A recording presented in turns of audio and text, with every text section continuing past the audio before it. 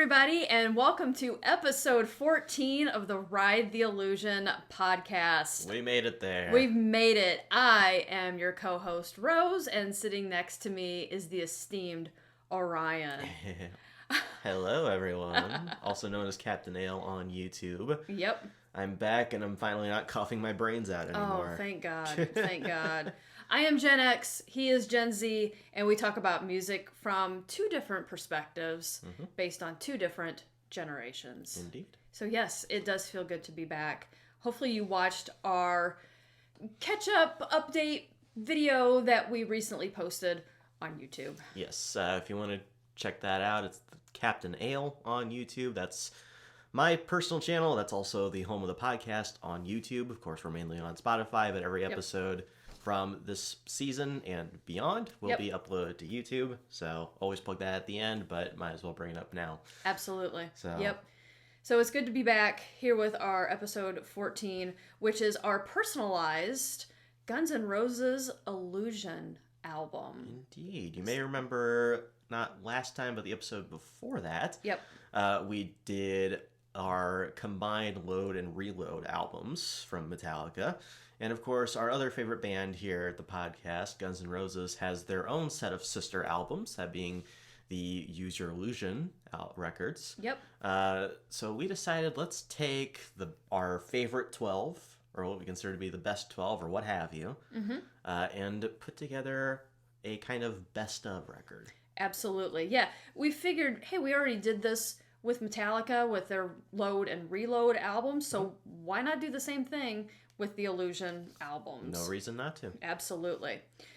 So we have some rules, of course, for creating our album, just like we did with the Metallica Load and Reload episode. These are pretty much the same. So, like Orion already said, we put the limit on 12 tracks total to make it a bit more challenging, but again, also to make it more of a best of type album. Right. Pick your favorites from the... Well, there's more than 24 tracks between these two albums, but pick your best from the 24 palatable tracks.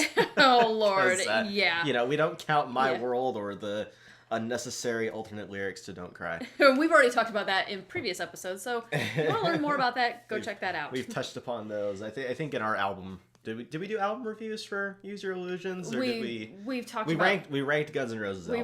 We've ranked them. I mean, we've talked so much about them that go and check out our past episodes if you want to know more about what we think of some of those tracks. Yeah, right on Spotify. Yeah. So we had to pick tracks from both albums, of course. I think we both leaned a little more heavily on one album than the other. Most likely. But we did it this way so not all 12 songs were from one album. Of course, that would defeat the purpose. Right. And then finally, we each had to name our album. We did. To make it a unique concept here. So real quick, just a little bit of background on the Illusion albums, because at the Ride the Illusion podcast, not only do we aim to entertain, but we also aim to educate. So, Use Your Illusion 1 is GNR's third studio album, Illusion 2, its fourth. Both albums were released on September 17th, 1991. Indeed. That's going to be 33 years ago this September. Yep. And I very much remember when those albums came out. They were both produced by Mike Klink. Illusion 1 peaked at number 2 on the Billboard charts, with Illusion 2 at number 1. Combined, the Illusion albums have sold about 35 million copies. That's as of 2017. I cannot find a more updated figure. I'm sure it's close to 36 million copies now. Has to be. And same with Metallica's Load, Reload albums. Both of us have listened to Illusion 1 and 2 countless times, discussed them over and over. We like both of them, but as we've already said and have said previously, each album has some filler, weak songs. Definitely. I think Illusion 2 has more filler songs than Illusion 1. That's just my opinion. I would agree. I would agree. Yeah. Well, considering with Illusion 1, if you chop out any of the songs, I think the record loses a bit. I do too. Whereas with Illusion 2, you can cut off the last two tracks and it would arguably be a better album. I can think of three tracks. Really? So yeah, My World. I do like the alternate lyrics to Don't Cry, but since it's already on Illusion 1, we don't need it again. Right. And then I'm sorry. I'm just not a fan of Knocking on Heaven's Door. I'm just not a Bob Dylan fan. Okay, I know you're making faces at me. I made a face. I would have rather had Shadow of Your Love on Illusion too. That's a fair point. That's a hill that I'm willing to die on. That's a fair point. I would rather lose those 3 songs, have Shadow of Your Love. Yeah, or maybe something that appeared on Chinese Democracy that was really well done by this version of the band. Yeah. Like There Was a Time. Maybe, I really like that song. That song was written at the time, you know. Yeah, I think that was written later in the 90s, but something along those lines. Yeah. Okay, I mean that's an unfortunate thing. We had to pick tracks from Use Your Illusion 1 and 2. We couldn't bring up one of the tracks that didn't get on an album. Yeah, that's true. That's true. Which, honestly, Guns N' Roses has enough of those to where we could do an episode where we just assemble an album from the unused tracks. Ooh. Which I was thinking about when going through that would be fun. My little Illusions album here again. Yeah. I mean, I would personally need a track list of Lies in front of me, so I don't accidentally include some of the tracks off there. Right, that's true. But yeah, there's enough tracks floating around out there that you can make a whole different record. That is true, along with just some of Axl on a piano. Because I want an Axl piano album. Damn it, that's a wish that will never be fulfilled. Maybe someday. Maybe someday. I don't know. You know, Guns N' Roses reuniting was not in this lifetime, and it happened. So that's true. You know, I know. You never know. That is true. Anything can happen in the wacky world of music. That is, as we've learned that is true. As we'll talk about in Metal Messages today. Indeed. Yes. Metal Messages will be incredibly long. Yes. I am looking at my script here. It's very long. Get your popcorn and refreshments. We're in for a long haul today. Absolutely. Try to keep it to 2 hours. We'll try, but no promises. No promises. All right, so we're going to start off with you, Orion. Alrighty. What is the name of your album? What songs did you choose, and why did you choose them? And if you want to talk about what order, why you put them in a certain order, go for it. I'm going to go through like how I did Reload and Load. I'm going to go through each song one by one in the order that I have them. That's fine. That's what I plan to do too. Yep. Makes it easier. Name of my album is Reused Illusions. Okay. Why'd you name it that? I thought... originally, when I threw this together, and granted, when I first threw this, because it's a playlist on Spotify for me. Right, same here. I threw this together back in summer of 23. Oh, wow. And I called it Used Illusions. Okay. But I decided, let's do Reused Illusions, because we're taking the songs off of the Illusion albums and reusing them in a completely separate order, you know? Oh, I like that. I like that. Recompiling them for... a separate release or something like that. Yeah. You know, a Best of Illusions type of record. I like that. I like that. So, first of all, I mean, how can you not start with Right Next Door to Hell? Oh, I told you, eyes on your own paper. Yeah, we didn't. Come on. We didn't look at each other's track listing before this. Okay. Okay. Eyes on your own paper. All right, fine. So your first song is not my fault that we have the same taste in music. But yeah, Right Next Door to Hell. I mean, there's no better way to start off. I completely agree. The Illusions record. Agree. With that thumping bass. Mm-hmm. And that Axl's sinister bass. Screeching vocals. I mean, this is just such a fucking rocking track. Yeah. It's perfect way to start things off. Yes. Track 2, Yesterdays. Ooh, I do like that song. I love this song off of Illusion 2. And it felt like a good stand-in for Dust and Bones. Yeah. Kind of, you know, it's got a bit of a similar vibe to it, you know, kind of melancholy, kind of reminiscent almost type of feeling. Especially when you listen to it while you're watching the video. Yeah, not quite out on a dusty trail type of feeling as Dust and Bones. Yeah. You know, but a similar kind of... that vibe. Yeah. Similar kind of almost emptiness type of... feel, like regretful type of vibe, you know. Well, if you watch the video, and of course the video is still up on YouTube, it's all the pictures of the band from the early 80s until now. So or until 1991, I should say. Until that time when they made that video, which actually was probably 1992 if I remember correctly.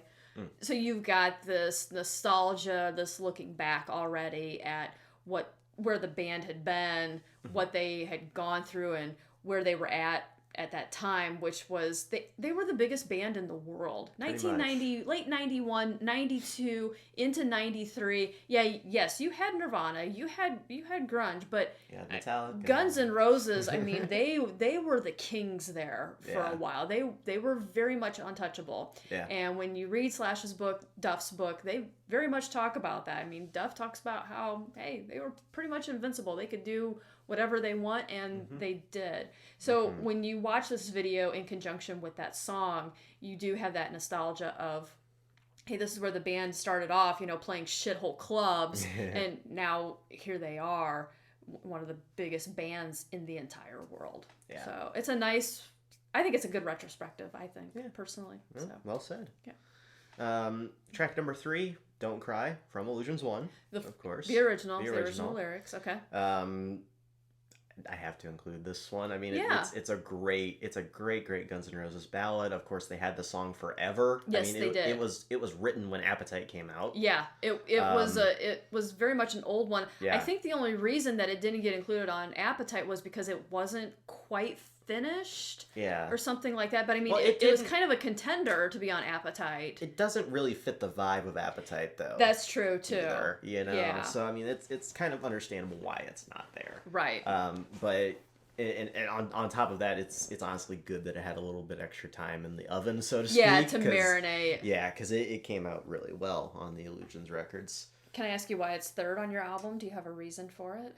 Not particularly. Yeah. Just another kind of more slowed song after Right Next Door to Hell. Yeah. And then that leads into track 4, which is Don't Damn Me. Oh, okay. So we bring it down a little bit, and then we pump back up again. Yeah. Peaks and valleys type of feel. Yeah. Type of beat. Yeah.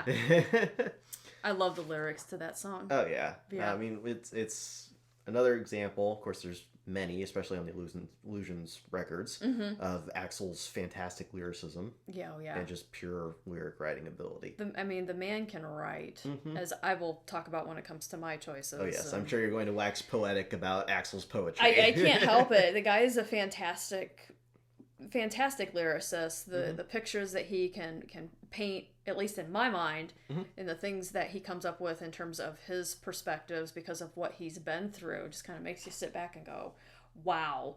I really, really, truly hope Axl does write a book. Yeah. He spoke in an interview, this was a while back, but he did speak in an interview that it was very much a possibility that he has offers. Yeah. And, he had that grin on his face, and he said, well, we'll see, maybe. I'm going, please, Axl, please write a book.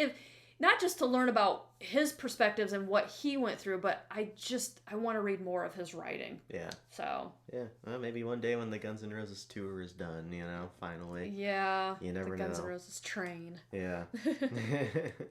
I wish I had Locomotive next. That would have been a great segue. Oh, that would have been. But no, instead we have 14 Years after Don't Damn Me. Yeah. Another track that I just love off of Illusion 2. Yeah. It's another one of those kind of regretful type of ballads. It's an Izzy song. Yeah. Yeah. I love Izzy songs. And there's so many of them on the Illusion albums. Yeah. And that's honestly great to see since Izzy departed the band afterwards.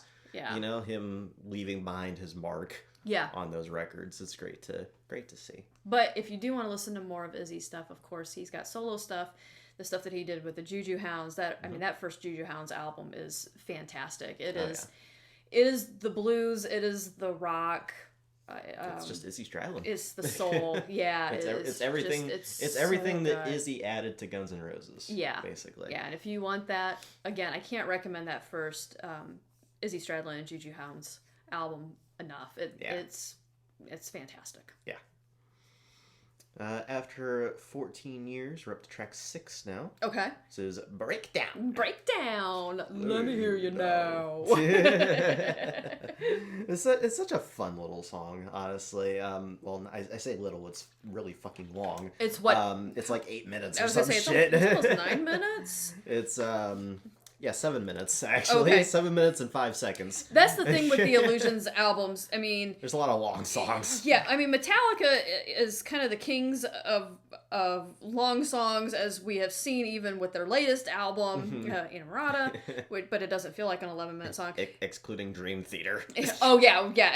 We're not talking about Dream Theater here at the moment where they can do like 22-minute songs. But this is where, Guns N' Roses, they did show the ability that they can get into those double digits in terms of length of songs. And the thing is that a lot of those songs that are like 7, 8, 9, 10 minutes from Guns N' Roses, they're fucking phenomenal. They are, and they don't feel like they're that long. No, they don't. Some songs kind of drag on, or they've got a ton of unnecessary like drum fills or things like that. Yeah, you don't have that with these songs. You don't really hear that. Songs. You really don't. After Breakdown, we have Estranged at track 7. Yeah. I can't wait to wax poetic about this song. I'm not going to say a whole lot because I know you have an essay written on it. But yeah, fucking masterpiece. It really is. It really, really is. Yeah. Why do you think it's a masterpiece? It's just, it's everything about it, honestly. The video kind of jumps the shark. Or jumps the dolphin, as it were. Jumps the dolphin. Yeah, and even when it came out, I can remember watching it the first time and going, "Wow, how did Guns N' Roses get from sleaze to dolphins?"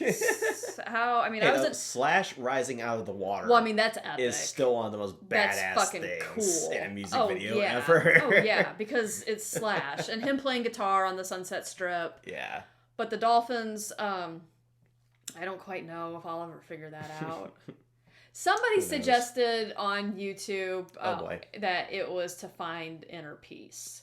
Like dolphins can mean inner peace, and I'm thinking, well, that's a nice touch because the song I feel does talk about that. But dolphins are fucking assholes. Yeah. Okay. Dolphins should not be a symbol of inner peace at all. Some people think that they are. I'm like, do you know how mean they are? Y'all go read about dolphins. Go read about dolphins. Go read through about their behavioral aspects. Yeah. They will shock you. They have this big smile on their face, but they're just I'm putting a fucking dolphin on the YouTube thumbnail. With a little t-shirt on it that says "I suck." Yeah. The lyrics to this song, that crying guitar from Slash.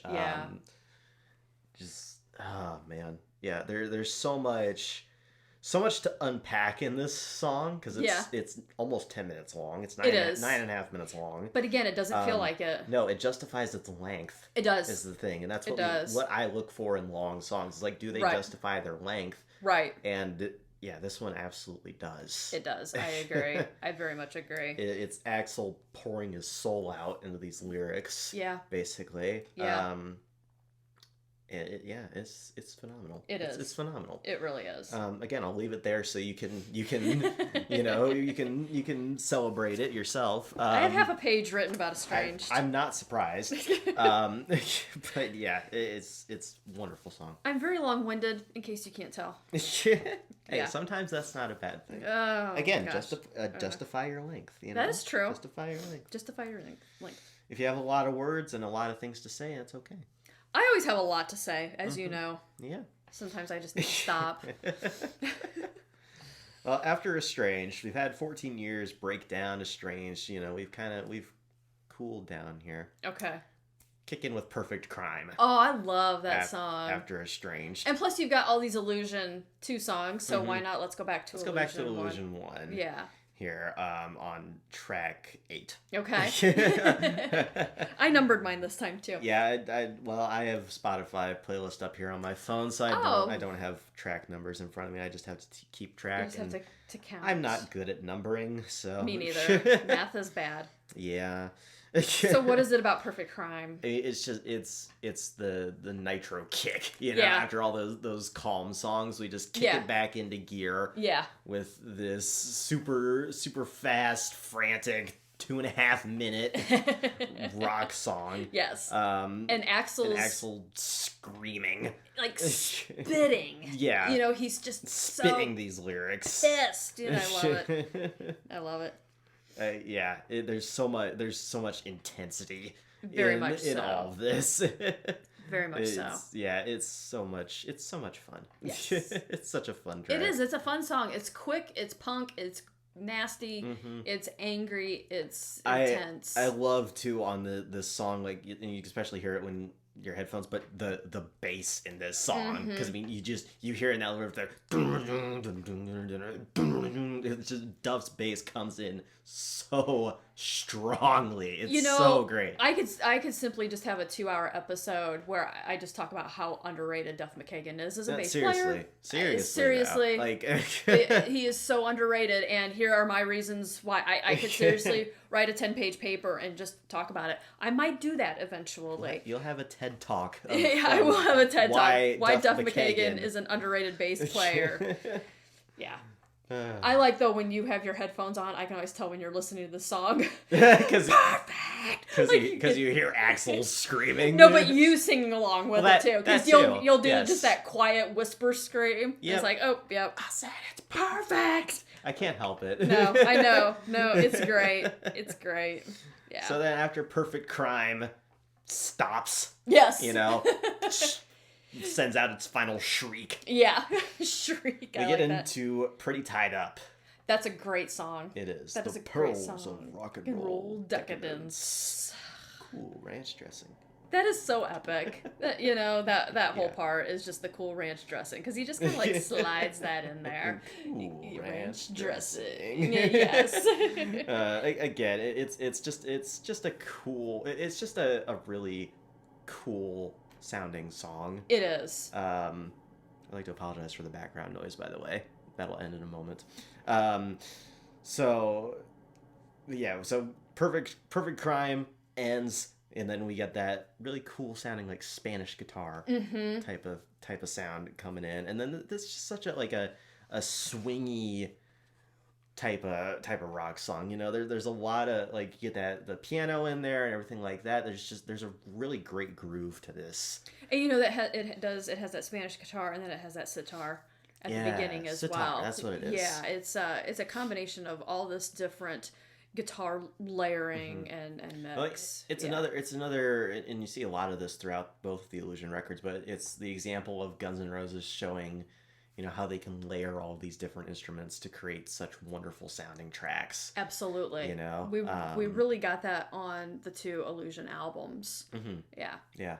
I mean, the song is a great example of it. Absolutely. I completely agree. Next up, after that, we're at track 10 now. Okay. Locomotive. My baby's got a locomotive. Yeah, baby's going off the tracks. Baby's got a locomotive. Got to peel the bitch off my back. Okay, I won't sing anymore. I apologize.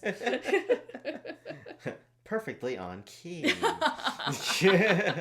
Do those headphones you have, do those distort sound? No, they don't have auto-tune built in, I'm afraid. Oh, okay.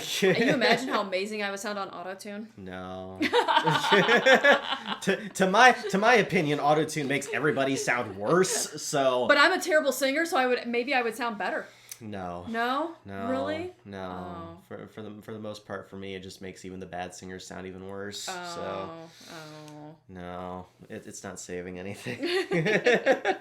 But yeah, talk about an underrated track, in my opinion. I agree. I agree. I really don't see people talking about this one at all. I don't either. It's kind of a deep cut on Illusion 2. Believe it or not. And it's another one of those 9-minute songs. Yep. That doesn't feel that long. It doesn't feel that long at all. Yeah. And goddamn, the vocal prowess by Axl Rose on display, the vocal range. Good lord. Yeah. And I mean, you've heard that throughout Guns N' Roses records. You hear a bit of it on Night Train. Mm-hmm. The massive contrast between Axl's high range and low range, but you really hear it too because they're layered over each other. Yeah. Yeah. And yeah, it's just it's a real. I mean, it's truly a freight train of a song. Yeah. It's just such a good song. I'm saying this about every track that I have here, but God, I love the Illusion records so much. This isn't college where you have to have 27 sources to back up your reasoning.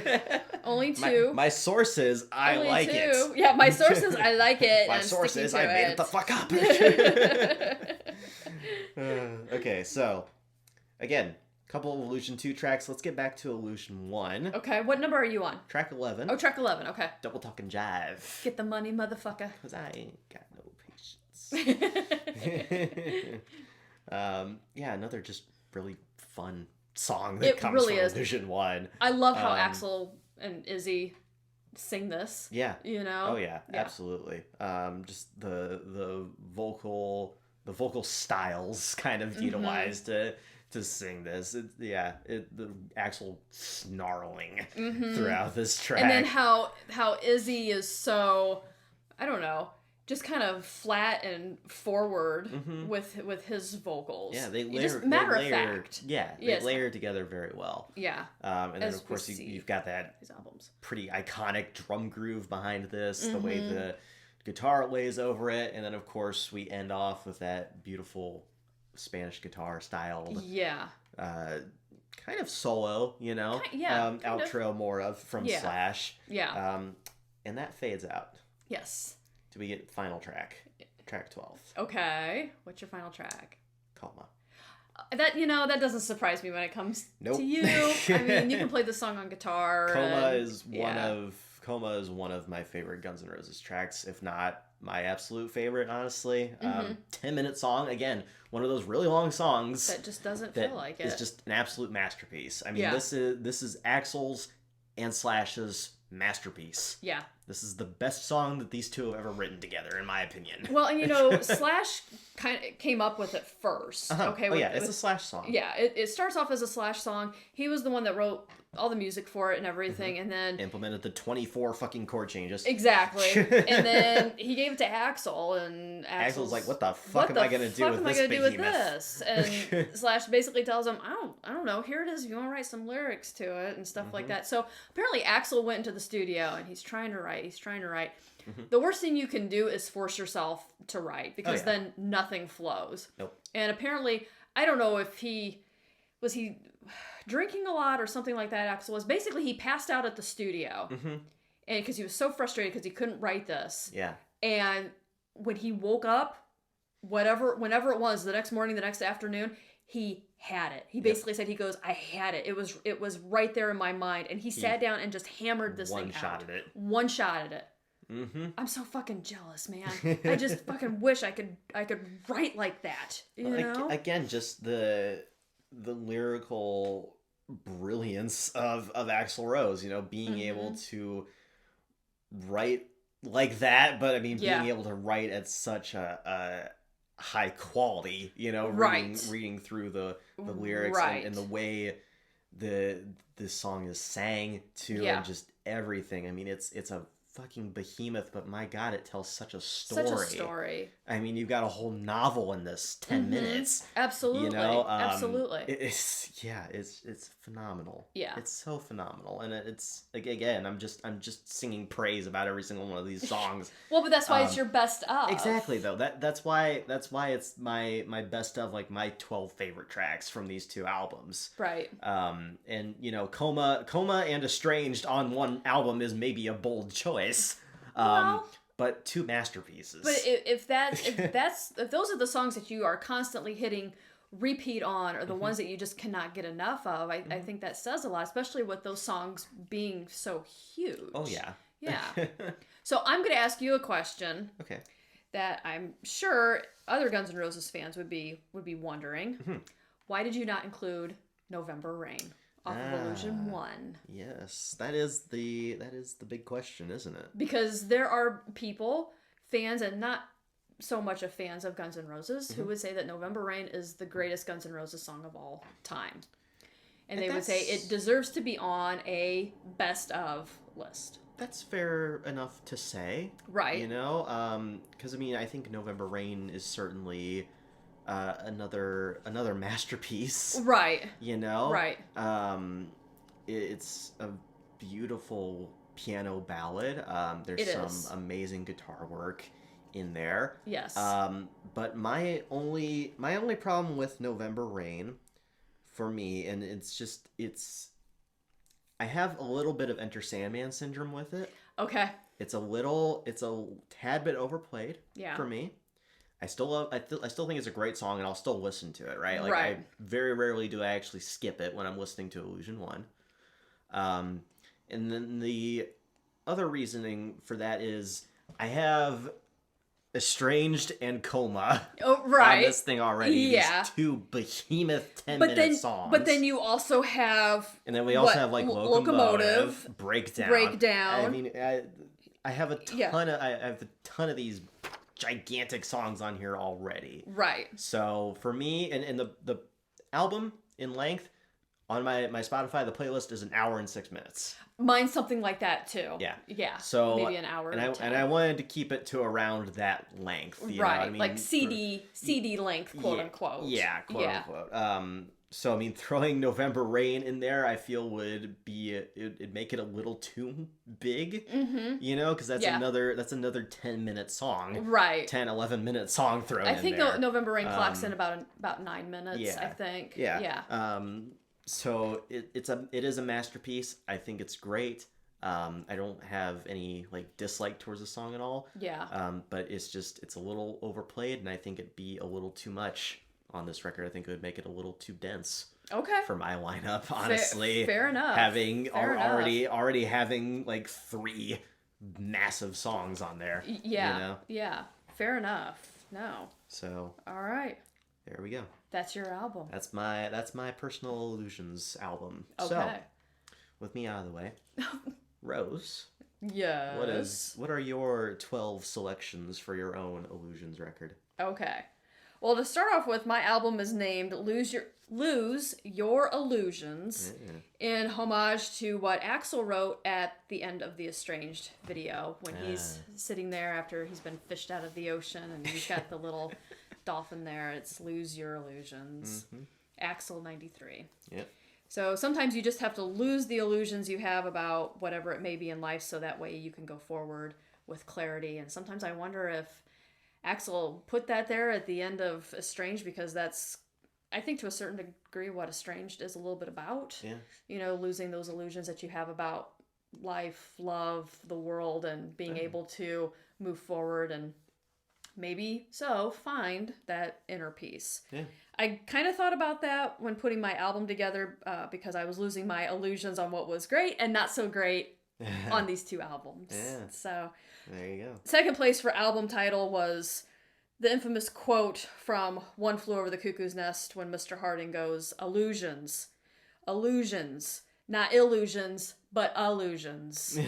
But then I realized it would be too long of a title. Yeah. So that's a great movie. If you've never watched One Flew Over the Cuckoo's Nest, Jack Nicholson, watch it. Okay, so my first track is Because Orion Cheated Off of Me. I did not. Right Next Door to Hell. There really is no other better song to start a record like this off, though, is there? No. This song always has to start off any Best of GNR album for me, no matter what. Either Right Next Door to Hell or Welcome to the Jungle. Yeah, I think really those are the only 2 songs that need to start off a Best of GNR album. Those are the 2 best, like, intro tracks that Guns N' Roses has. Yeah, I completely agree. This song, though, has some nostalgia for me because when I was in high school, high school sucked. My life was hell. I was bullied and all kinds of shit. So I would go up to my bedroom after dinner every single night. I would shut the door. I would turn on this album. It was on tape, by the way. And I would write. I wrote in my journal. I wrote stories. I wrote poems. Sometimes I, did my homework. Actually, I did my homework, and I did pretty well in my classes, with the exception of math, of course. But that's what I did. That's basically how I got through like 3.5 years of high school. It kind of got a little bit better the last half of my senior year. But whenever I hear that opening bass, I just want to write. I just want to sit down and open up my journal and write, even still to this very day. So it's kind of like got that motivation for me and that nostalgia, and I love the lyrics, how, it's basically Axl's short story about his nasty neighbor that I guess he clunked over the head with a wine bottle. I don't believe in that, but basically he said his living next door to his neighbors was absolute hell. So that's why I have to choose that as my opening song. Yeah. Again, it's that bass. Yet another reason why Duff is underrated. Yep. So my second song is Back Off Bitch. I put this song second on my album because I think I just like to stick with the Women Who Pissed Off Axl theme. I think it's a great tune. Axl's lament that the woman seems cool, but it's a pity that she's, quote, such a bitch, is how I have felt about some people I've met in my life, honestly. Yeah. It's rock, it's punk, it's attitude with some very intricate guitar work. It's Guns N' Roses. Feel. It is. It's Guns N' Roses. It's a very Guns N' Roses song. Yeah, I think it would fit in well on Appetite. Yeah, really. Well, was that another one that was written by the time Appetite came out, or was that afterwards? For some reason, I want to say yes, but again, it was another one that wasn't quite done. I think for Appetite. Okay. That's what's so funny is that a lot of these songs on the Illusion albums, they were things that did not get included on Appetite or were written during the Appetite sessions. Of course, November Rain, Axl wrote that back in the early 80s, and it sat on a shelf for basically ever. Yeah. So he worked on November Rain for ages. Ages. I want to say like 8 years or something crazy like that. So, yeah.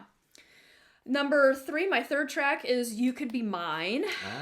Yeah. Terminator 2. Terminator 2. And when I hear this song, I am immediately thrown back to the summer of 91 when Terminator 2 was huge, and this song, along with the video, it was everywhere. Right. Absolutely everywhere. One of those ones they played on MTV every 10 minutes. Absolutely. The song was on the radio every 15 minutes. Hey, the new single from Guns N' Roses. Guess what? New album. Because that's how we learned about albums back then. The DJs on the radio. Yep.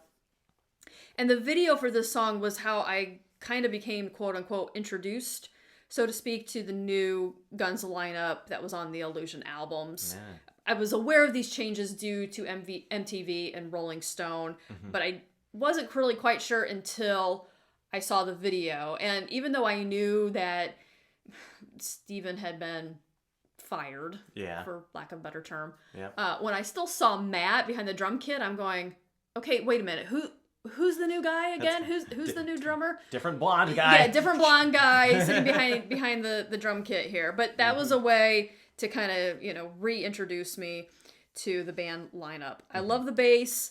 I love the drums in this song. I mean, the bass, it gets that galloping sound towards the end. Again, Duff is underrated. And of course, you've got some just iconic lyrics in this song. I love it. It was on the Terminator 2 soundtrack, and I'm so glad that they took it and they plunked it down on Illusion 2 because it's just a fantastic rock song. Yeah. So my next song after that is Don't Damn Me. It's the same spot as yours on your playlist. It's just track 4. It's track 4. Yep. I love the guitar. I love the lyrics. It's very emotional. It's pent-up frustration, but it's also about living your authentic life, where he sings vicarious existence is a fucking waste of time. Yeah. So it's just Axl being very brutally honest. It is, and it's a lot of pent-up frustration that he's trying to get out. You've got punk mixed with rock. You've got that melody breakdown. It completely is just perfection. And the cap on it is Axl screaming at the end, "All right, that sucked." Oh yeah. I love to just scream that line. The thing is though, it goes along perfectly with the song's theme, but in real life, he was absolutely pissed about that vocal take. Yeah. He used it. He thought it absolutely sucked. All right. That sucked. But it was the best one, apparently. And they put it on there and they left it just like that. Yep. Yeah. It's just, I love that. I love the rawness. Yeah. Yeah. All right. Number 5 is Locomotive. Again, the lyrics. Yep. When I listen I'm noticing some similarities. I was going to say, are you noticing a trend here a little bit? Yeah. When I listen to Metallica, of course, I seemingly focus more on the musicianship and the melodies. Whereas with Guns, I gravitate towards the lyrics and the bass a bit more, especially on certain songs. This is a song that I wish that I had wrote. Just so many lyrics that that I have written down in my journals over the decades. I bought me an illusion and I put it on the wall. I let it fill my head with dreams and I had to have them all. I've worked too hard for my illusions just to throw them all away. And the best, if love is blind, I guess I'll buy myself a cane. I fucking love that. I do. And I love the arrangement of the song. Again, it doesn't feel like it's almost 9 minutes. No, not at all. I love Axl's delivery. I love the chugging of the guitar. I mean, you feel like you're on an actual train. Going someplace that you don't quite know where you're going to end up. Little Stephen King-ish there, you know? But you're stopping at little different towns along the way where Axl gives you a new verse and a different perspective. That's how I feel when I listen to that. I'm like, I'm on the Guns N' Roses train here. A little scary. But, you know, I'm stopping at these little different towns and Axl's telling me about different things that he's gone through or different perspectives or how he feels about things. And yeah, it's a fun little story. It is. Yeah. It is. It's like you said about with Coma, how it's a novel. I kind of feel a little bit like that with Locomotive. Like maybe it's a bunch of little short stories kind of skished together, you know, into one 9-minute song. Yeah. Yeah. Skished together. Skished together. Yeah. So after that, we have Pretty Tied Up. I don't think I can add much more. Did you throw my track list into a blender? I kind of did, I think. We did these completely separate. Genuinely, we never share these with each other. We don't share these. No. No. But I love this song. And like I said, I don't think I can add much more to what you've already said about it. Yeah. But I will say one thing. I almost like the live version of the song better than the studio. Yeah. Because to me, the piano is more prominent. Or I don't know if he plays it like a little harder or a little lower or something. But the piano to me just really adds in and really fills more when it's live. I also think that they play it a little bit faster live. And then definitely. And then you do have the backing vocalists, which I know people, right. You know, because background singers. But I do think the background vocalists add even more to this live with how they sing it. Yeah. And just kind of like what you were saying, the guitar parts, all of that, just they make it a really good rock song. Yeah. Yeah. So. Good groovy rock song. Yes. Okay, so my next one is 14 Years. Another track that I chose. So I can't, again, I guess I have a couple things that I can add to this. Of course, it's an Izzy song. There's so many great Izzy songs on the Illusion albums that it's hard to pick just one, or it's hard picking just a couple. Yeah. But I think, to me, what's interesting about this song is that Izzy is singing about trying to stay positive, but there's always someone else trying to steal that away from him. Even that opening lyric, I try to feel the sunshine, you bring the rain. Yeah. So it's like every time I try to be positive about something, be up about something, you come along and try to bring me down and try to ruin it. Now here's the thing about that. For decades, the rumor has been that Izzy wrote this song about his friendship with Axl. Yeah. The two had actually been friends for 14 years when this song was written. So that's something that has always intrigued me. And this is something that neither the band has confirmed or denied. Maybe nowadays they would. That would be something that I would ask one of the original members. I would ask Duff if he knew, or Slash or something like that. But so I think when you put it into that perspective, those lyrics make a little bit more sense. Yeah. Just if you excuse me. Just if you read anything about what Axl or what Izzy has said about Axl, how Axl was in school when they were growing up. So I think that's really interesting from Izzy's perspective. And I think Axl and Izzy singing together or having that duet is fantastic. I love the contrast of their vocals, along with how it, and correct me if I'm wrong here, Orion, it has that blues, kind of like ragtime shuffle tone with the piano. I'd say blues for sure, yeah. Okay. I don't know if I'd quite call it ragtime, but it's just kind of like that feeling. It has that kind of feel to it. Yeah, with the piano. And then I think Izzy tries to have some hope at the end where he says, I try to see it your way. But at the same time, there's almost a note to his voice of that he's still unsure. Yeah. To me, there's just a lot of emotion packed into 14 years. And just with how the singing style is and the guitars, yeah, I think it's a really interesting mix. Yeah, no, that's very interesting that Axl and him had been friends for 14 years when he wrote that. Yeah. Um, and I had heard rumblings about that back in the 90s. Yeah. And had even read it in a couple of other magazines. And when I was going through and working on this, I thought, well, was that rumor like ever confirmed or denied by anybody? Went in, looked it up. Nobody knows for sure. But if it is, that's an interesting foundation for how Izzy wrote it. Yeah. I think anyway. Yeah. So after 14 years, we have Bad Obsession, which I don't know if people would put this on their Best of Illusion album, but I love it. I think it's a good song. I think it's a wonderful honky-tonk song about drugs. Yeah. I mean, that's all there is to it. No, you're right. I think it channels a little bit of the Stones, and, and Axl, he's almost gleeful when he sings about the band's various vices. Kind of reminds me of something that Mick Jagger would do. Yeah. And I think this was really the time the band was feeling invincible, like I've already touched upon earlier. Again, most successful bands go through this. And they just really mocked how they felt about, drugs, alcohol, women, going to jail, getting into fights, all that kind of stuff, you know. Ain't special. Yeah. So who you fooling? Just the way Axl sings it, almost kind of like lethargic. Yeah. In the sense of, you ain't special. So who you fooling? Yeah. Very nonchalant. Very nonchalant. Yes, thank you. Yeah, it's a fantastic arrangement and style, I think, with Bad Obsession.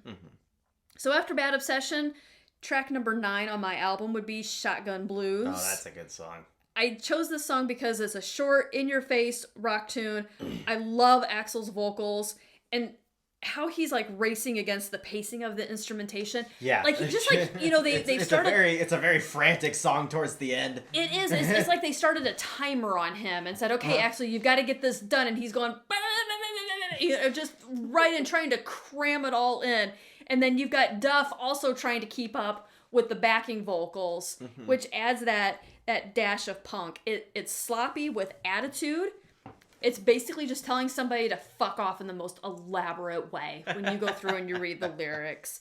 Yeah. It sounds like it was written in an Axl-infused screaming rant, but you've got those intricate guitars that just neatly encapsulate that rant as well. So I think it's a way of just showing that Guns can be slapdash and brilliant. Slapdash, I like that. All at the same time. Because it's sloppy. To me, the vocals sound very sloppy. Like they just did it in one take and Axl had a timer. But in a good way. But in a good way. Yeah. In a good way. Well, that's where it channels that punk influence, Absolutely. Everything sounds sloppy in the best possible way. Absolutely. That's the heart of punk. Yeah. Yeah, and that's why I love putting this song on when I'm in a fuck the world mood. Yeah. Yeah. Because it's very frantic. It's angry. It's just, fuck it all. So after that, we go from this punk style into a very intricate song in terms of breakdown. Yeah. Again, I don't mean to copy off of you, but I love the arrangement. I love the piano. I love the guitar, how it's all mixed, how it's layered. It's layered very well, yeah. It is. And I think it shows, again, the variety of styles that Guns N' Roses can give to their music instead of just being that ballsy sleaze like we had on Appetite, which, of course, there's nothing wrong with that. Appetite is a phenomenal album. But it shows their versatility and their depth as musical artists, for sure. Yes, I very much agree. The piano is the star of this song, along with Axl's vocals. The range, the layering, the lower range. I remember listening to this song, really listening to the Illusion albums, when they first came out, and just going, who is that other vocalist? Yep. It took me probably, and I'm not the sharpest tool in the shed sometimes, it took me probably a good 3 months to realize that's Axl. Yeah. That's Axl. That's the different registers that he can sing in, which is absolutely incredible. It's like when I first was listening to Appetite for Destruction as a kid, and I think I've told this story before. Yeah. But I think it was on You're Crazy. Yeah. I thought there were 2 different vocalists on that track. Yeah, absolutely. I can see why. Yeah. Because you have that versatility of Axl's voice.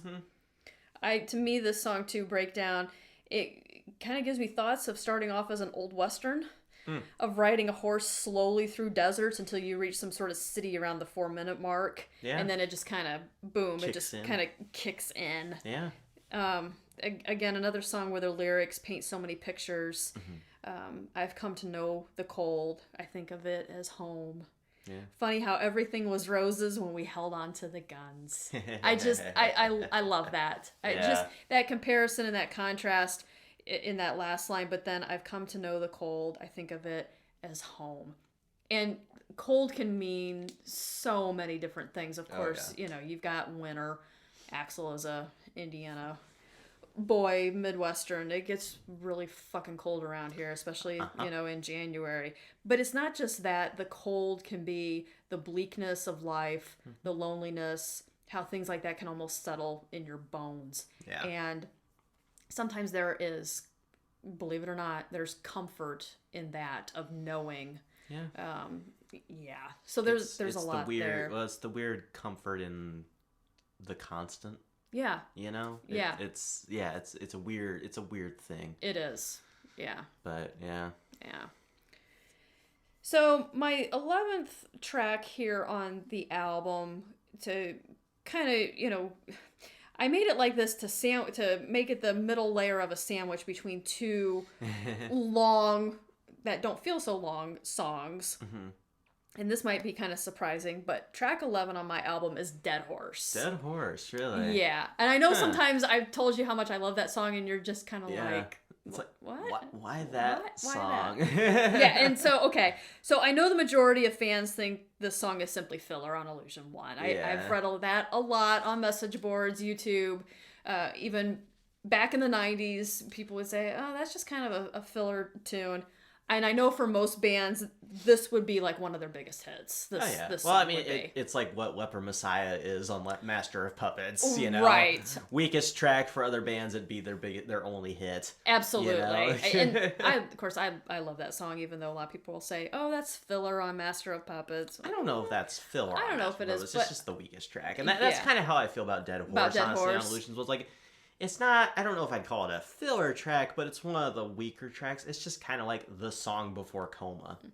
That is true. It's the tape rewinding before Coma. Yeah, that is true. Which is a great intro to Coma, even though it's the outro of Dead Horse. It's a great intro to Coma. Well, even if I just listen to this song separately, as soon as this song ends, or when I watch the video on YouTube, as soon as the song ends, you hear the heartbeat. I hear the heartbeat of Coma. Because, I mean, these albums are so ingrained in my mind that, as soon as the song ends, I'm like, okay, time for Coma, Yep. So, well, it's like after Sad But True ends and you start singing Holier Than Thou in your head. You start hearing the drums. Yeah. Absolutely. It's like, oh, Sad But True is over. Sad But True is over. Yep. and yes, I know this song is not as complex as November Rain, Locomotive, Coma, Estranged. I understand that. But I like it because it's just a simple, straight-up rock song. Yeah. That's what it is.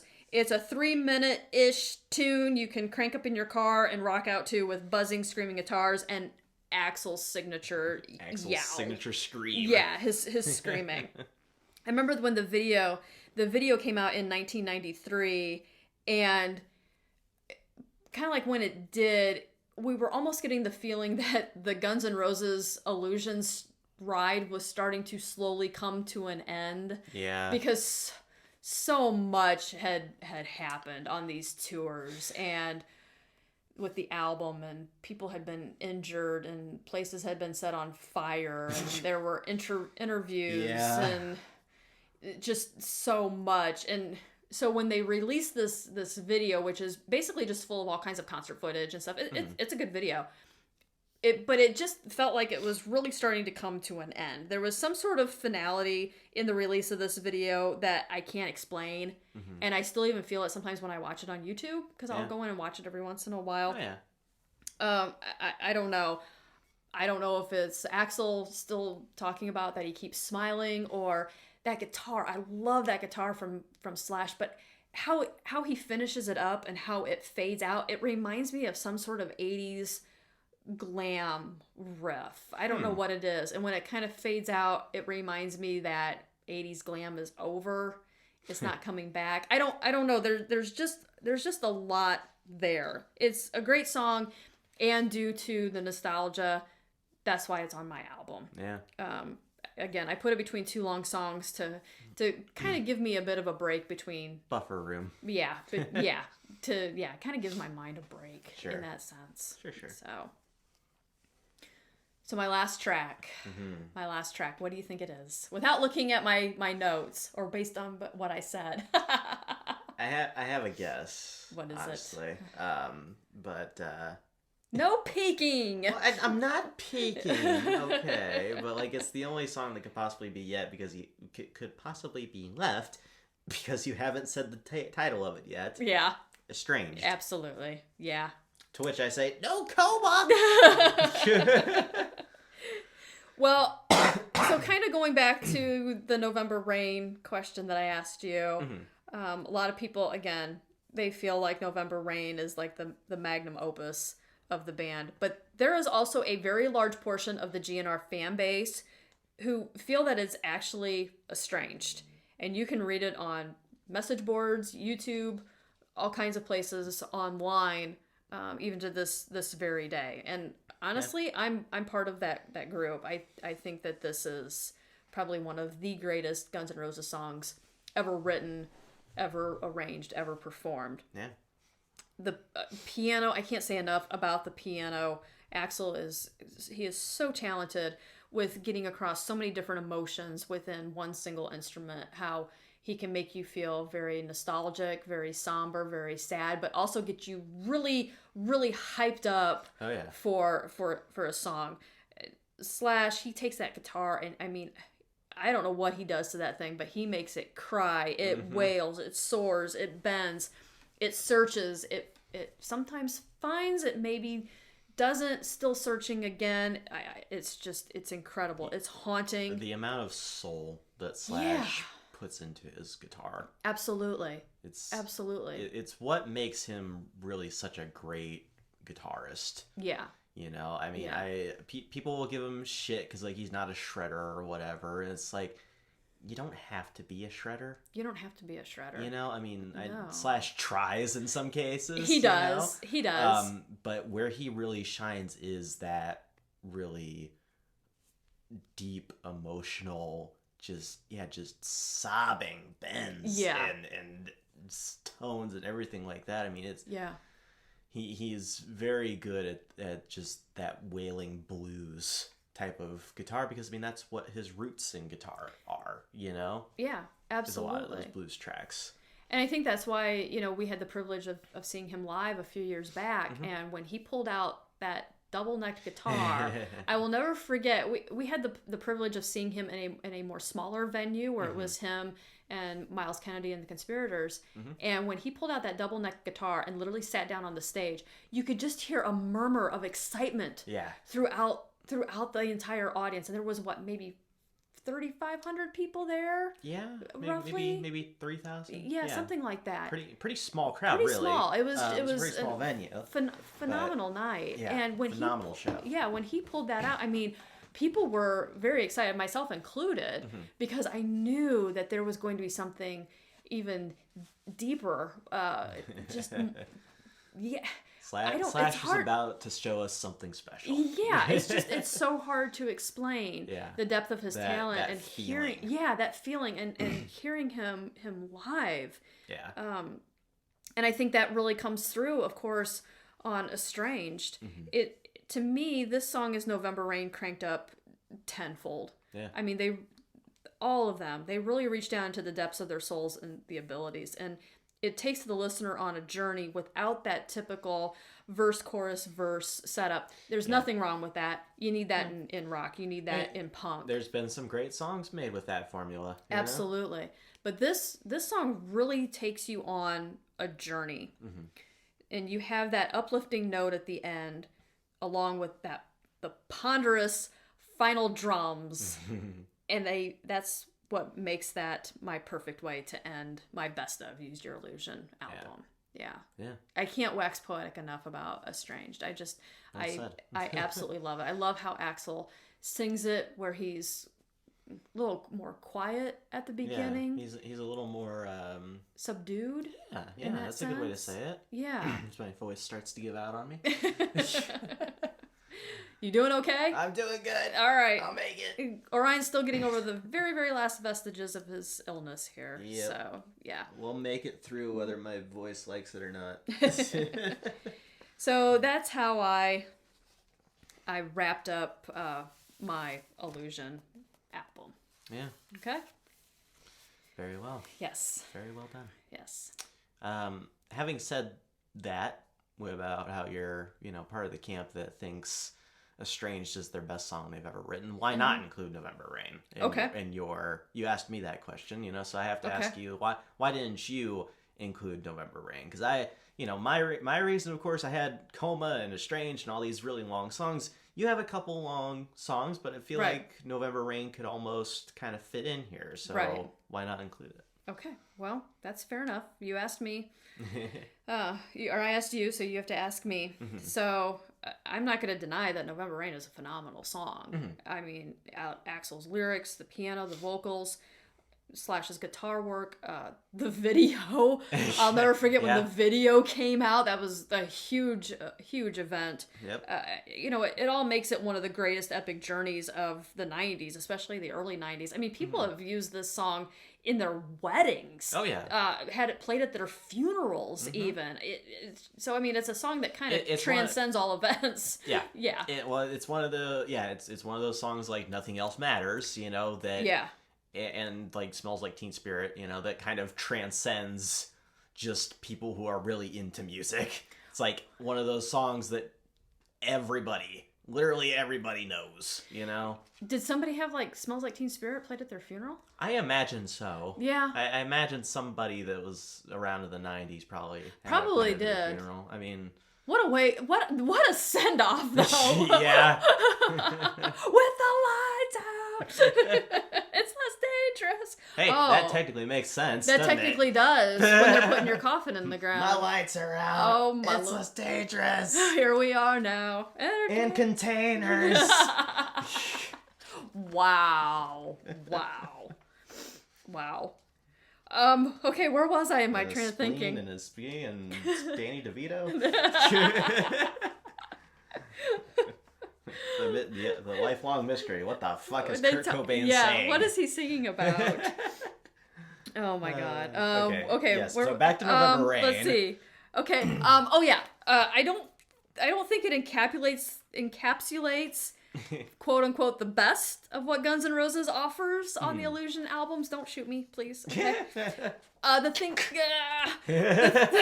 I need the Guns N' Roses guns. It's that picture of the guy. I think it's from a Disney movie, but he's got like the 500 swords pointed at him. Have you seen that picture? Yes, I have seen that one. Yeah. Yes. It's like, what Guns N' Roses take will have you like this? Me, focused on me. Here's the thing, though. I think that I could just be suffering from exposure overload, similar to the Sweet Child of Mine problem I discussed during our review of Appetite for Destruction. Right. I do. I have ear fatigue from this song. Same way with Enter Sandman from Metallica. Even though I found with Enter Sandman, I can listen to the live versions more than the studio version. So if it's live, like if they're playing it live, especially on the most recent tour, I'll go in and listen to it. Like, no big deal. Yeah.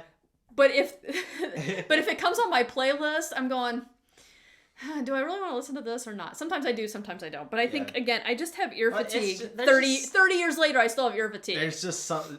Everybody with Stairway to Heaven. There's just something different about the live versions, though. Metallica hits different live. They really do. Yeah, think about it. I think most of the baby boomers still have ear fatigue from Stairway to Heaven. Oh, Jesus Christ. That song again.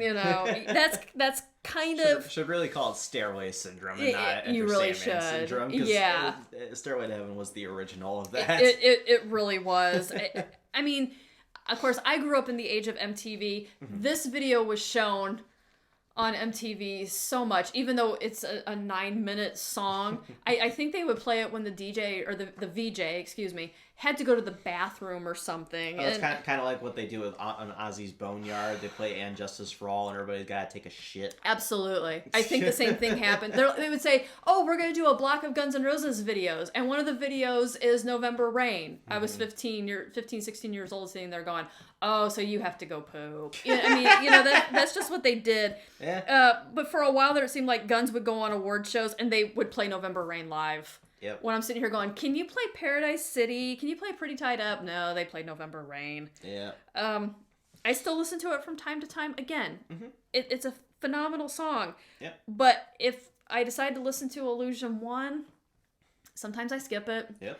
Or sometimes if I'm working and that song comes on, I'll use it as an excuse to go to the bathroom. It's like, I gotta get up, take a stretch, take a pee. And I hate to be that way because it's a great song. Yeah, but it's a little overplayed. Yeah, and you weren't even around when it was first released. No, and even then I'm like kind of like that, But I mean, like, even in my time on this planet, I've heard it played on the radio a shitload of times. It is, and they had an edited version, I think, where they cut out, was it Slash's? They cut out part of Slash's solo to make it like 6 minutes, basically. Or something like that. They had a radio edit, which radio edits suck, by the way. They do. They should be against the law. Yeah, but and video edits and too. Video edits, yeah. Hangar 18, anyone? Yeah, it goes from 20 solos to about 5, I think. You know what? With Megadeth's Hangar 18, I first heard that song thanks to MTV. Of course. After I heard Sweating Bullets. So, and I had not heard Rust in Peace yet. I was a little slow to get on the Megadeth train. Yeah. And so I didn't know that Hangar 18 has like 29 solos until, I want to say the late 90s when I heard it on CD. And I'm going, wait a minute. Another guitar? Wait a minute. That's not what I heard in the video. What's going on? No, they had cut so much of it out to condense it down to, how long do you think it is in the video? 4.5 minutes. Maybe 4.5 minutes? Yeah. If you watch Metal Mayhem on MTV Classic, if you are... For any of the old farts that still have cable if you're still a dinosaur like us and you still get cable, they play Hangar 18 usually every Friday night. Yeah. Usually every other night. Yeah. It's pretty often in the rotation of that. Yeah. And kind of time it. Especially if you've never seen the video before, you'll understand what I'm saying. Because they just chopped out hunks of that song. So, yeah, radio and video edits should not exist. No. That's where I was going with that. Because, I'm still amazed by sometimes I'm still amazed by how long actually Hangar 18 is. They'll play it on XM and I'm going... Oh, that's right. This is the real version of the song. It's got all the songs. Yeah, because like Ozzy's Boneyard will play it. To jump back on the Guns N' Roses train. Oh, sure. Yes. It's very interesting to see. While we did choose we chose a pretty similar track list. We had a bit of overlap. It's still pretty interesting to me comparing my track list to yours. You favor Illusion 2 a little bit more. I do. And I was kind of amazed by that when I was, putting my playlist together and putting all this together, working on this episode. Yeah. I kind of thought I would favor Illusion 1 more. Because when we did our individual rankings of Guns N' Roses albums, my number 1 was Illusion 1. Even though Illusion 1 and Appetite are pretty much virtually tied for me. So I kind of thought that I would choose more Illusion 1 songs. But Illusion 2 has a lot of those longer, more intricate songs that, would probably be considered deep cuts. Yeah. I very much love deep cuts because to me, I think you're finding the real gem of not just an album, but also the real a band. Buried treasure. The real buried treasure. That's why I do like the Deep Tracks channel on XM because they play stuff and... then you can discover a whole different, I think, underside to the band and what they're capable of. I mean, I'm just like everybody else. I mean, there's songs that I like that are the singles or the number 1 hits. Songs sometimes become number 1 hits for a reason. Yeah. But then sometimes you get so sick of those ones that you want to go into the actual deep tracks. Yeah. And Flip it to side 2, would you? Yeah, absolutely. Let's stop leaving the same DVD in the player and move on to another DVD. As, I've had that problem recently while rewatching Top Gear. The other night I thought, I've had this disc in my player for a week and a half. I need to put a new one in. Yeah.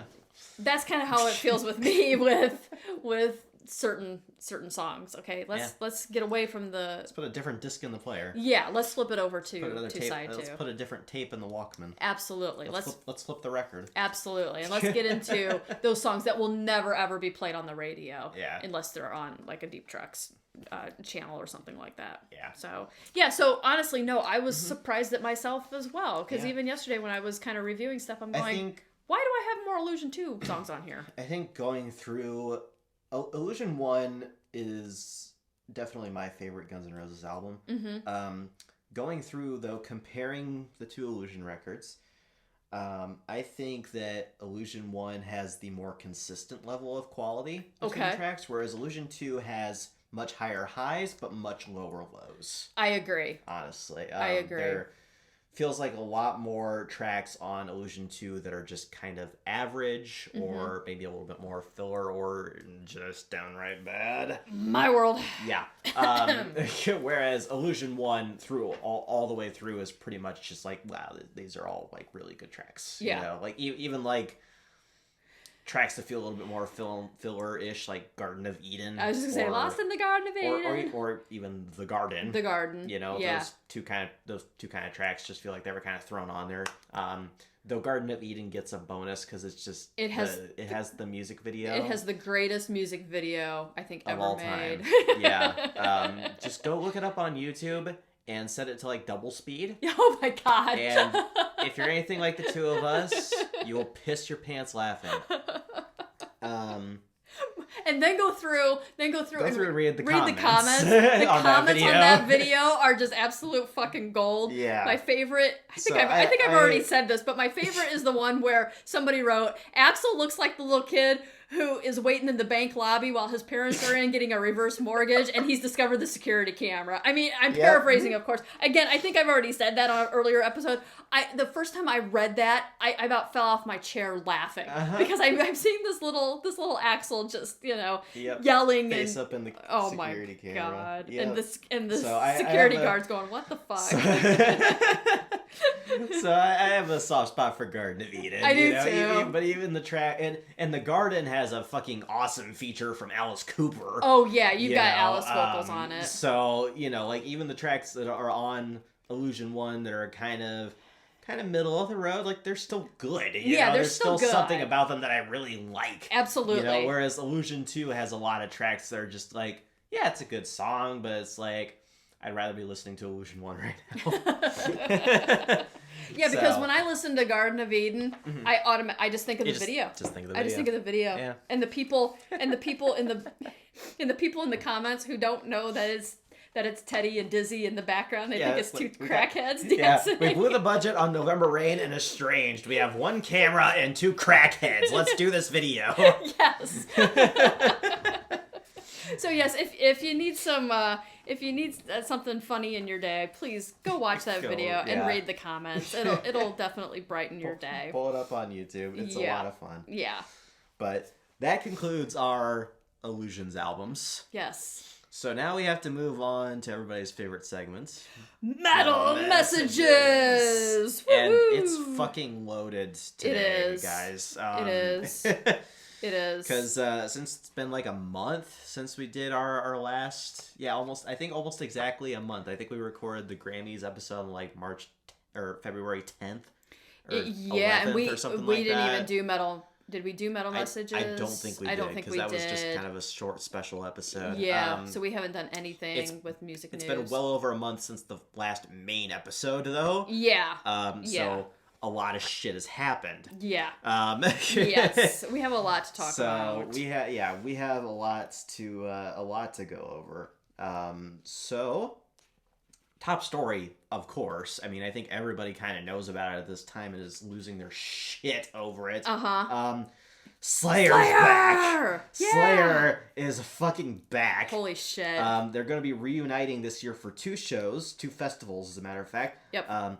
Louder Than Life in Louisville and Riot Fest in Chicago. Yeah. And they're headlining Louder Than Life, excuse me. They're headlining Riot Fest too. They're headlining both festivals. Both of them. My mistake. Yeah, no, you're fine. Yeah, Louder Than Life is in Louisville, Kentucky on September 27th. Riot Fest is in Chicago on September 22nd. Mm-hmm. And the lineup will be the same as when they retired. Tom Araya on bass lead vocals, Kerry King on guitar, Gary Holt on additional guitars, and Paul Bostaff on drums. Wow. Man, I'm excited for this. I couldn't believe it when I got the notification on my phone. I read it 3 times because I was thinking, is this real? Yeah. Is this real? It's enough to tempt us to go to Riot Fest in September. Oh my god! I don't know. We'll see. But it's like, holy shit. And then Riot Fest is that, or am I think one of them? You've got Slayer headlining one day and then like Motley Crue the next day. I think that's Riot Fest. That's got Crue and I think Gojira and Spirit Box and a bunch of other fucking bands are gonna like the lineups for both these shows are fucking stacked already. They are. Kerry King stated in a recent press release, quote, "Have I missed playing live? Absolutely. Slayer means a lot to our fans. They mean a lot to us. It'll be 5 years since we have seen them," end quote. 5 years since Slayer retired. Can you believe that? Here they are. Yeah. I mean, no word on if this is something they'll continue, or if it's just like a couple festival one-offs. Yeah. But as we all know, the world is a little better when Slayer is together. It absolutely is. And it's really great to see because Kerry King just did his latest new project, his new band, is getting that together where it's basically just Diet Slayer. Diet Slayer, yeah. So it's really good to see the band getting together, even if it's just for a couple of shows, and I know that Tom really can't tour a whole lot anymore because of his neck problems and things like that, but man, these guys are young, okay? They really are. Kerry is in his late 50s.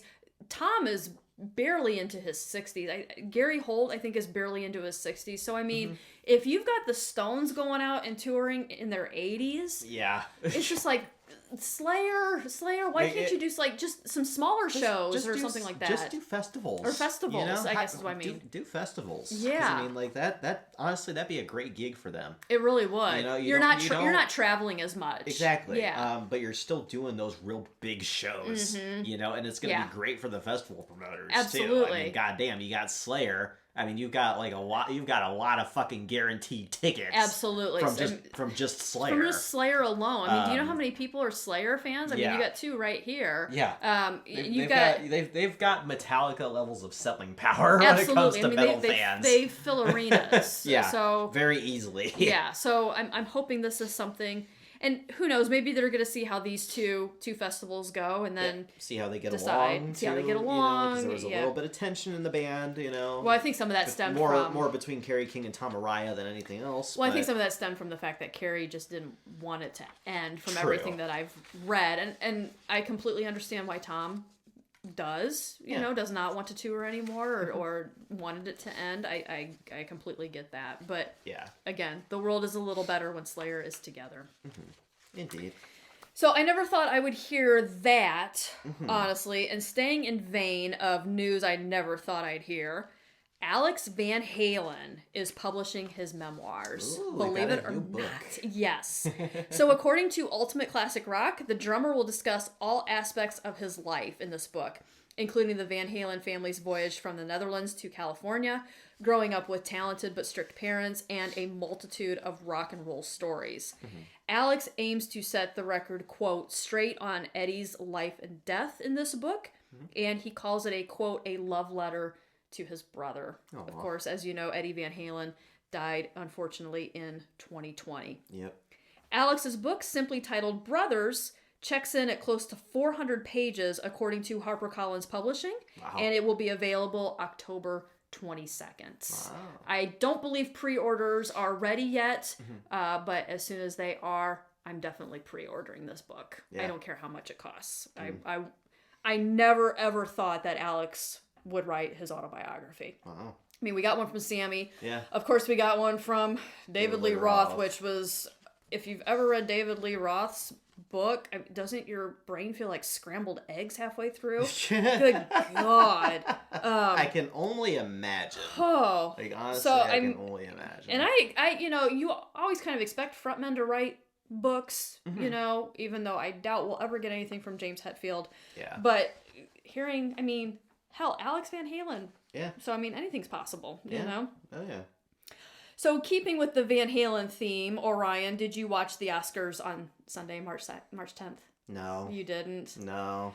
Believe it or not, I actually watched the Oscars for probably the first time in maybe 12 years. Really? It was actually a good show. Yeah. It was actually good, believe it or not. I mean, I heard of some of the highlights, like how John Cena presented an award naked. Yeah, he came out naked. He came out naked. With only an envelope strategically placed. It was a rather large envelope. Doing an impression of the Red Hot Chili Peppers, I see. Yes. The envelope was more wide than it was long. Yeah, people were kind of clowning on him for that. Yeah. But like, he has a body like a G.I. Joe doll. It looks like a G.I. Joe doll with like the way the legs are, his legs are and stuff. I don't mean to sound negative about it. I'm just saying when he came out, I was like, his body kind of reminds me of a G.I. Joe doll. He's very muscular, let's put it that way. Can we move on from naked John Cena, Sure. please? So let me talk about... Why are we talking about the Oscars? You brought up the John Cena thing, but you brought up the Oscars. Okay, I brought up the Oscars because you missed an epic performance. Oh, did I? Slash and Wolfgang Van Halen performed live on the Oscars. The two, along with producer Mark Ronson and Andrew Wyatt, who has worked extensively with Ozzy Osbourne, right. They wrote the song and guitar parts for I Am Ken, the song which appeared in last summer's hit movie Barbie, which we haven't seen. We haven't yet. I need to see it. But in the performance, Slash and Wolfgang played guitar while actor Ryan Gosling, who was decked out in, really hot pink. He looked like cotton candy. He sang a very hummable tune. It was actually really good. Ryan Gosling can actually sing. And what was so funny was he was seated behind his co-star, Margot Robbie, in the audience, and he started singing it and started like getting really close to her ear and everything. She just completely bust out laughing. The whole performance, they put the camera on her at one time, and she is just absolutely dying. I love Margot Robbie. Yeah. She's also a metalhead too, which makes her even cooler in my mind. That I didn't know.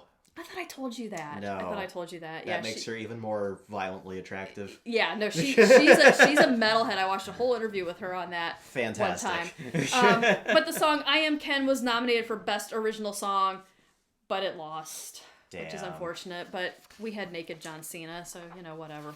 Well, we mentioned Slash. Gotta talk about some more, simply because he announced a new album on the way, everybody. Yes.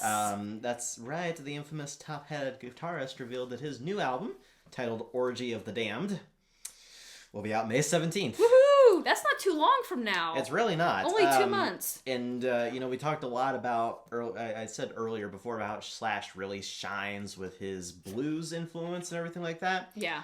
This album is all blues covers. Yeah. 10 covers of blues songs. And we get feature guest spots from AC/DC's Brian Johnson, Aerosmith's Steven Tyler, and Iggy Pop. Iggy Pop! Among other artists. I love Iggy.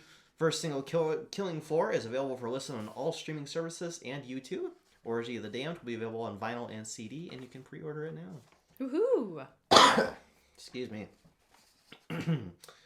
Moving on from that, what is old is new again. Alice in Chains is re-releasing their EP Jar of Flies in honor of its 30th anniversary. What? Do you feel old yet? I always feel fucking old because I am old. God, I remember when this album came out, I remember going to Musicland in the mall, buying it on tape. I still have it on tape too.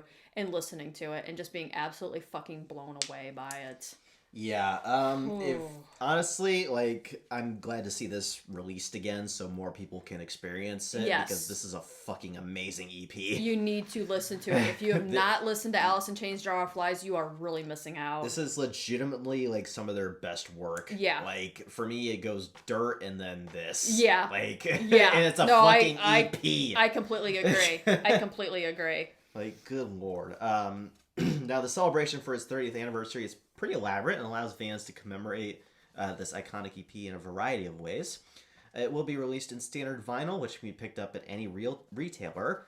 In addition to this, the band's official web store will offer it in tricolored vinyl, cassette, a clear version with quote-unquote flies embedded in the vinyl, and also a deluxe box set, which not only includes the vinyl, but a hardcover book, poster, and an LED jar with fake flies. How cool. I'm sure anybody will enjoy that. Oh, I would love that. That'd be awesome. I can't wait for some parents to be like, my son brought in a jar of flies into the house.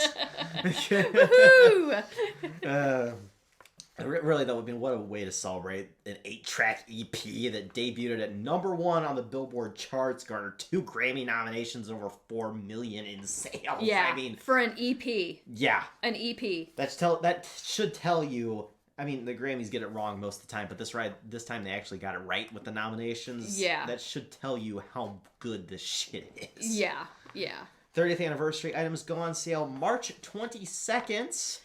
Which is less than 10 days from now. Absolutely. Less than 10 days from the recording of this. So look forward to that. Speaking of EPs, we're getting a new one from Ailstorm, one of my favorite bands.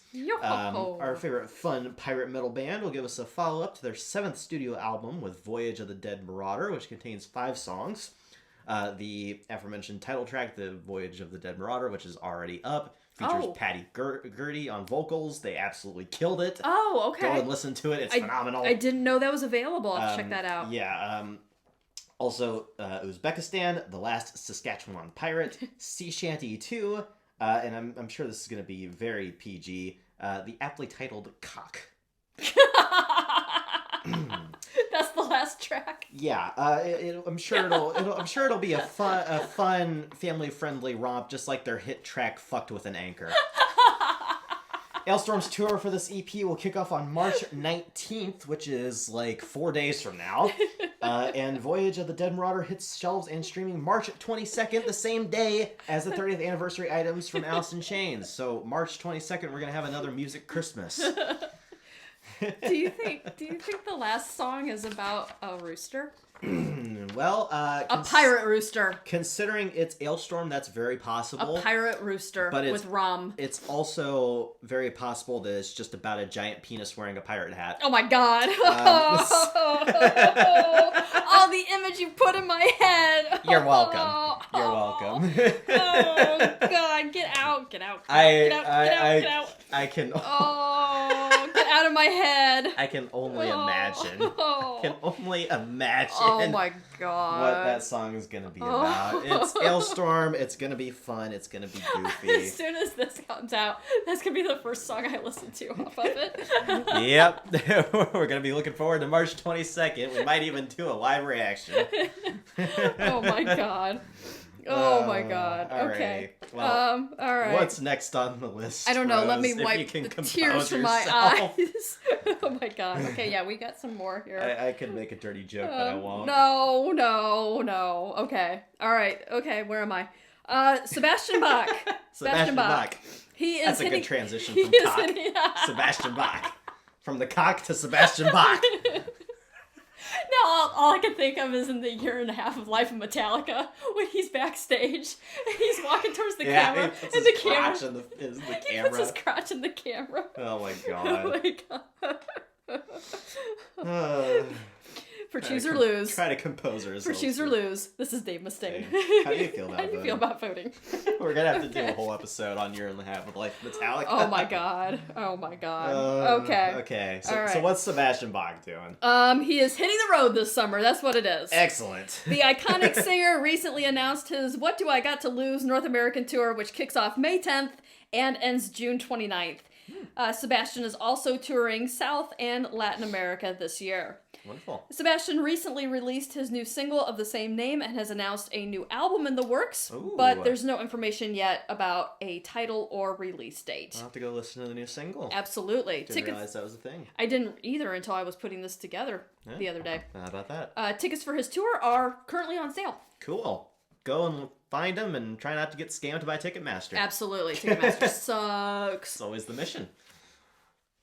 Okay, finally here, it seems like we always have to end metal messages like this, but we have lost yet another talented musician. Indeed. Singer Eric Carmen died on March 11th. Eric Carmen was known for his rich, soulful voice and as the lead singer for the popular early 70s group, the Raspberries. He also had a successful solo career with hits like All By Myself in 1975 and Hungry Eyes, which was on the uber popular Dirty Dancing soundtrack in 1987. That movie, that soundtrack, that was absolutely huge. Yep. He also joined Ringo Starr's all-star band in 2000, playing a medley of his personal hits, along with those of the Raspberries. In 2014, the Raspberries experienced success again when their song Go All the Way was on the Guardians of the Galaxy soundtrack. I'm sure many of you have heard that. Probably where most of you know these people from. Probably. Probably where you know Eric Carmen from. Yeah. Is from that good old Guardians of the Galaxy soundtrack. And the Raspberries and Eric Carmen were more influential than given credit for. They were pop, they were soul, they were rock, all combined. Believe it or not, Kurt Cobain was a fan, along with Bruce Springsteen, Kiss, and the guys in Motley Crue. So the Raspberries influenced the guys that we listened to. Their roots are pretty deep in rock music. Absolutely. Eric Carmen was 74. Rest in peace. Beautiful voice. Very sad to see him go. Yeah, I was sad to read that. Now, before we end metal messages. Yes. We actually have a bit of Marty Friedman drama. Again? Yes. What's going on? Well, by drama, I mean a new album. Are you serious? Marty Friedman is releasing an album titled Drama on May 17th, 2024. Really? When did this news come out? Very recently. Okay. And the first single titled Illumination is already available on Spotify and all your other favorite streaming services. Have you listened to it yet? I haven't yet. Okay. But yeah, it's... Wow. Yeah. Wow. I had to throw that in there because I thought it'd be funny to do to do a little bit like that. It's like, we have some serious Marty Friedman drama, but no, that's just the title of the new record that's coming out in May. So, all right, look forward to that as well. The coolest guitarist in Japan. Yeah. The fucking virtuoso. Yeah. Former Megadeth thrasher. Yeah. Look forward to it. So we got May 17th. We got a lot of new music coming out. We here, certainly do. We've got a lot that's already out too. Yeah. Judas Priest's new album Invincible Shield is out which now. I have not had a chance to listen to. I have listened to like half of it, and it's really, really good. Is it? How does Rob Judas sound? Priest doing power metal. Oh wow. Rob sounds great. He sounds like him. Yeah. He's what, 73? Yeah. 74? Yeah. He's in his 70s, and he sounds like he's like, 40. Yeah. Yeah. Yeah. But yeah, classic rock and fans rejoice. There is tons of fun stuff happening here. Yeah. It's honestly really great to see. Yeah, it's gonna be like how last year was. Last year was all the new music we got. It was just absolutely incredible. Fantastic. Yeah. All right, so that was our uber long metal messages, but we had some good stuff. Had a lot of good music news to show out there. Absolutely. Tons of new releases and everything like that. It's occurring. It's a very fun time to be in this little bubble of music. So let's talk about episode 15 then. Yes. We feel that it's time to review what many feel is Metallica's worst album. Yep. Saint Anger. It's time. Yeah. I know there's a lot of people out there that really like Saint Anger. That's fine. I really need to sit down and listen to it again to decide if I really do like it or not. We did Chinese Democracy a while back. I think it was actually back in season 1. When we did Chinese Democracy, so it's about damn time we get to Metallica's season 2, we do Saint Anger. Very own Chinese Democracy. And in addition, we're also going to view and discuss the documentary Some Kind of Monster, Indeed. which shows where the band was at when they made this album. And as I'm sure many of you Metallica fans know, it wasn't a pretty time. No. It was almost the end of Metallica. Yeah, James coming out of rehab, a lot of butting heads between him and Lars. Kirk just kind of caught in the crossfire, and Jason Newsted fucking left the band. Yeah. So the band finally dealing though with some things that they had not dealt with since Cliff's death. Yeah. As well. So it was almost the end, but in the same way it was kind of the reason why they're still together. It's going to be an interesting watch because believe it or not, we haven't watched it before. We have not. We have it on DVD, but we have not watched it yet. So it may take us a while to get episode 15 posted. Yeah. We're aiming and recorded. Yeah, we're aiming for April 15th or so as to when it'll be available. Be bit of a gap. It'll actually be exactly a month from when we're recording this. Yeah, that's kind of what we're aiming for. But that gives us ample time to watch the documentary maybe a couple times even. Possibly, listen to St. Anger a shitload. Yeah. As much as we can stand. It'll be easier for me because I actually kind of enjoy that album. Tin can drums. Metal trash can drums. I need to find an empty metal drum to hit at the beginning of the next episode. That would suck. Oh my lord. But yeah, it'll be a while, but it'll promise to be a fun episode. Well, that's what I love about you, Orion. You look at things in a positive manner. I try to. I try. I try. And our last two episodes, episode 13, excuse me, yes. and the Grammy episode, those are available on Spotify. Orion, have you put those up on YouTube yet? They are up on YouTube now. They're up on YouTube now. Finally was able to get to them because I am not dying. Thank God for that. Yeah, that's the reason for the delay. Yeah, again, visit the Captain Ale YouTube channel we did a little channel update and a little update for the podcast and stuff like that if you want to get a little inside scoop on where I've kind of been. Yeah. Because I've been trying to keep the channel active, but I've also been quite ill. Yes, including a trip to the hospital, which I've been down with the sickness. Yeah, yeah. And we also reveal our faces, so you get to see what we look like. You get to see our ugly mugs. Yeah, I apologize for myself in advance. You look fine. So if you want to watch those episodes in that manner or listen to them in that manner and leave comments. They're now available. Yeah, they are now available. I got them up finally. Again, thank you for the views. Thank you for the upvotes. Thank you for the comments. We very, very much appreciate it. Yes. We still have our email address if you want to talk to us. It's rti_official@yahoo.com. I will admit I have not been very good at keeping up with the email the past couple weeks just because so much has been going on. Yeah. But if you have sent a message, I will get back to you very shortly. Mm-hmm. And of course, once the episodes are up on YouTube, I'm going to try to get this one up a little bit sooner. Hopefully within the next week or so. That'd be great. You can definitely post a comment below. I say it every time, but I am a obsessive notification checker. I see one, I will go and check it.